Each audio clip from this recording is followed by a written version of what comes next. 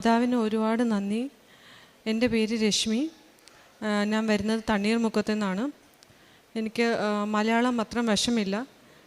എങ്കിൽ പോലും മാതാവ് ഇവിടെ വന്ന് എന്നെ കൊണ്ട് മലയാളത്തിൽ തന്നെ പറയണമെന്ന് പറഞ്ഞു. എനിക്ക് ആദ്യമേ ഒരു നെക്ക് പെയിൻ ആയിരുന്നു കൂടുതൽ തുടങ്ങിയത്. ആ നെക്ക് പെയിൻ എനിക്ക് മാറുന്നില്ലായിരുന്നു. നെക്ക് എങ്ങോട്ടും, ഈ കഴുത്തെങ്ങോട്ടും എനിക്ക് ഇങ്ങോട്ടും അങ്ങോട്ടും നോക്കാൻ പറ്റുന്നില്ലായിരുന്നു. അങ്ങനെ കുറേ ഡോക്ടേഴ്സിനെ കണ്ടു, MRI സ്കാൻ ചെയ്തു, പക്ഷെ ഒന്നും മനസ്സിലാവുന്നില്ല.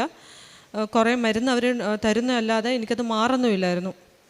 അങ്ങനെ ഇരിക്കുമ്പം ഞാൻ ട്രെയിനിൽ യാത്ര ചെയ്യുമ്പം ഞാൻ മാതാവിനെ കുറിച്ച് കേട്ടിട്ടുണ്ട്. ഇവിടെ അടുത്താണെങ്കിലും പോലും ഞാൻ വരാറില്ല. അങ്ങനെ ഈ ട്രെയിനിൽ ഒരു അമ്മയും കൊച്ചിനെയും കണ്ടു. അപ്പം ഈ അമ്മ എന്നെ കണ്ടപ്പോൾ തൊട്ട് മാതാവിൻ്റെ കാര്യങ്ങളാണ് പറഞ്ഞുകൊണ്ടിരിക്കുന്നത്, കൃപാസന മാതാവിൻ്റെ. അപ്പം ഞാൻ വിചാരിക്കുന്നുണ്ട്, എനിക്കൊരു പരിചയമില്ല, ഇവരെന്താണ് അങ്ങനെ പറഞ്ഞുകൊണ്ടിരിക്കുന്നതെന്ന് എനിക്ക് അറിഞ്ഞൂടാ. അപ്പോൾ അവരെന്നെ നോക്കി കൃപാസന മാതാവിൻ്റെ കാര്യങ്ങളൊക്കെ പറയുകയും അവർക്ക് സാധിച്ച കാര്യങ്ങളൊക്കെ പറയുകയും ചെയ്തു. പിന്നെ ഇവരുടെ സ്ഥലം ചോദിക്കുന്നുണ്ടെങ്കിലും ഇവർ സ്ഥലം കൃത്യമായിട്ട് എനിക്ക് പറഞ്ഞു തരുന്നില്ല. കുറച്ച് കഴിഞ്ഞപ്പം ഇവർ പറഞ്ഞു, ഞാൻ പ്രാർത്ഥിക്കാം, കൃപാസന മാതാവിനോട് പ്രാർത്ഥിക്കാം, പക്ഷേ എനിക്കൊരു ഉറപ്പ് തരണം, ഈ പെയിൻ മാറിയ ഉടനെ തന്നെ മാതാവിൻ്റെ അടുത്ത് പോകുമെന്ന്. അപ്പം ഞാൻ വിചാരിച്ച്, ഈ 2-3 മാസമായിട്ട് ഒരു മാറാത്തൊരു പെയിൻ എങ്ങനെയാണ് പുള്ളിക്കാരി പറയുന്ന ഉടനെ മാറുന്നത്? അപ്പോൾ എനിക്ക് കൂടെ എൻ്റെ ഫാക്കൽറ്റീസ് ഉണ്ട്, ഞാൻ കോളേജിലാണ് പഠിപ്പിക്കുന്നത്. ഇവരൊക്കെ അത്ര വിശ്വസിക്കുന്ന ആൾക്കാരല്ല. അപ്പോൾ ഇവരത്ര മൈൻഡ് ചെയ്യുന്നില്ല. അപ്പോൾ എന്നെയും വഴക്കിടുന്നുണ്ട്, എന്തിനാ ഇങ്ങനെയൊക്കെ സ്ട്രേഞ്ചേഴ്സായിട്ട് സംസാരിക്കുന്നത്? അപ്പോൾ ഞാൻ പറഞ്ഞു, ഒന്നും ദോഷം വന്നില്ലല്ലോ. അപ്പോൾ ഒരു 5 മിനിറ്റ് കഴിഞ്ഞപ്പോൾ എനിക്ക് എൻ്റെ പെഡലി ഫുള്ളും മൂവ് ചെയ്യാൻ ഇങ്ങോട്ടും അങ്ങോട്ടും പറ്റുന്നു. അപ്പം ഞാനിത് താങ്ക് യു പറയാൻ വേണ്ടി ആ ലേഡിയോട് നോക്കിയപ്പോൾ ആ ലേഡീനെയും കാണുന്നില്ല. ആ ലേഡി, ഞാൻ ആ കമ്പാർട്ട്മെൻറ്റ് ഫുള്ളും ഓടി നടന്നു നോക്കി, ആ ലേഡീനെ കാണുന്നേയില്ല. അപ്പോൾ എനിക്ക് അത് തോന്നിയത് അതൊരു മാതാവ് തന്നെ ആയിരുന്നു എനിക്ക് കാണാൻ അന്ന് പറ്റിയത്. ഞാൻ അത്രയും വലിയ ഗ്രേറ്റ് പേഴ്സൺ അല്ല. ഞാൻ കുറേ തെറ്റുകളൊക്കെ ചെയ്യാറുണ്ട്, എപ്പോഴും എല്ലാവരോടും ക്ഷമിക്കുന്ന ഒരാളല്ല, പെട്ടെന്ന് ദേഷ്യപ്പെടാറുണ്ട്. എങ്കിലും പോലും ഞാൻ വിശ്വസിച്ച ഒരു കാര്യം, സിന്നേഴ്സിന് ഒരിക്കലും മാതാവിനെ കാണാൻ പറ്റത്തില്ലെന്നാണ്. പക്ഷേ എനിക്കെന്തോ അന്ന് കാണാൻ പറ്റി.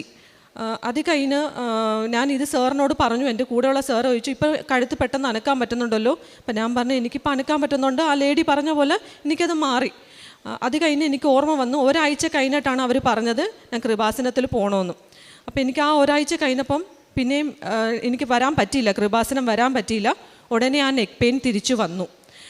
കാരണം അവർ പറഞ്ഞ ആ ദിവസം എനിക്ക് ഇങ്ങോട്ട് വരാൻ പറ്റിയില്ല. അതിൻ്റെ അടുത്ത ദിവസം തന്നെ ഞാൻ എൻ്റെ ഹസ്ബൻഡിനോട് പറഞ്ഞു, എനിക്ക് പോകണം, കൃപാസനം പോകണം. ഇങ്ങോട്ട് ഓടി വന്ന ഉടനെ തന്നെ എൻ്റെ ആ പെയിൻ അങ്ങ് പോയി. പിന്നെ ഇതുവരെ ഒരു 2 വർഷമായിട്ട് എനിക്ക് ആ പെയിൻ വന്നിട്ടേ ഇല്ല. അത് മാതാവിൻ്റെ ഒരു അനുഗ്രഹമാണ്.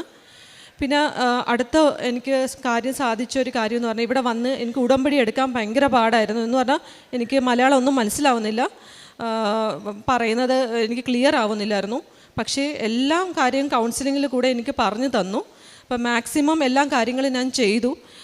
ആദ്യം പത്രമൊക്കെ കൊടുക്കാൻ ഇച്ചിരി ബുദ്ധിമുട്ടായിരുന്നു. കൊടുക്കുന്ന ആൾക്കാർ എന്നോട് ചോദിക്കുന്ന, ടീച്ചറല്ലേ, ടീച്ചർമാരിങ്ങനെയൊക്കെ ചെയ്യാവോ എന്ന് ചോദിക്കുന്നുണ്ടായിരുന്നു. അപ്പോൾ എനിക്ക് ഭയങ്കര വിഷമമായിരുന്നു. ഹസ്ബൻഡിനോട് പറയുമായിരുന്നു, ഇങ്ങനെയൊക്കെ പറയുന്നുണ്ട്. ഈ വിഷമത്തിൽ ഞാൻ എപ്പോഴും യാത്ര ചെയ്യുന്ന ആളാണ്.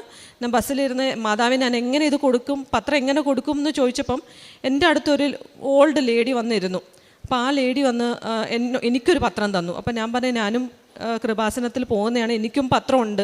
അപ്പോൾ പുള്ളിക്കാരി ഒരു 70 ഏജ് ഉണ്ട് ഈ പുള്ളിക്കാരിക്ക്. അപ്പോൾ പുള്ളിക്കാരി പറഞ്ഞു, പുള്ളിക്കാരി 8 ഡിസ്ട്രിക്റ്റിൽ കൊടുക്കാമെന്ന് ഉറപ്പ് പറഞ്ഞിരിക്കുക മാതാവിനോട്. അപ്പം ഞാൻ ചോദിച്ചു, ഇത്ര ഏജ്ഡ് അല്ലേ, എങ്ങനെ നിങ്ങൾ കൊടുക്കുന്നു?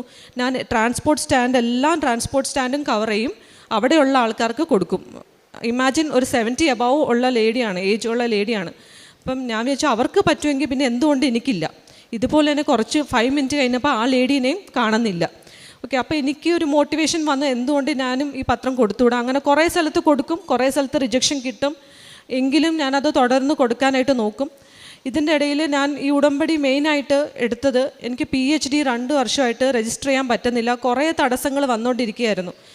പോകുന്നിടത്ത് ഒന്നെങ്കിൽ പൈസ ചോദിക്കും, ചിലപ്പം ഗൈഡ് പ്രശ്നം ഉണ്ടാക്കും. അങ്ങനെ എനിക്ക് പറ്റുന്നില്ലായിരുന്നു ഒരു PhD അഡ്മിഷൻ എടുക്കാൻ. അങ്ങനെ ഞാൻ മാതാവിനോട് ചോദിച്ചു, എന്ത് ചെയ്യണം? ഞാൻ അവസാനം ഇത് ലാസ്റ്റ് ചാൻസാണ്, ഇനി ഞാൻ ഇതിന് അപ്ലൈ ചെയ്യത്തില്ല എന്ന് പറഞ്ഞിരുന്നതാണ്.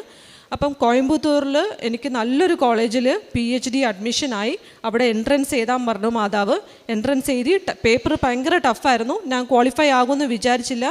എന്നെയും കാട്ടി കൂടുതൽ മാർക്കുള്ളവർ റിജക്റ്റായി. എനിക്ക് ആക്സെപ്റ്റൻസ് കിട്ടി. ഒരു നല്ലൊരു NIRF റാങ്കിങ്, ഓൾ ഇന്ത്യയിലുള്ള റാങ്കിങ് ഉള്ള ഒരു കോളേജിലാണ് കിട്ടിയത്.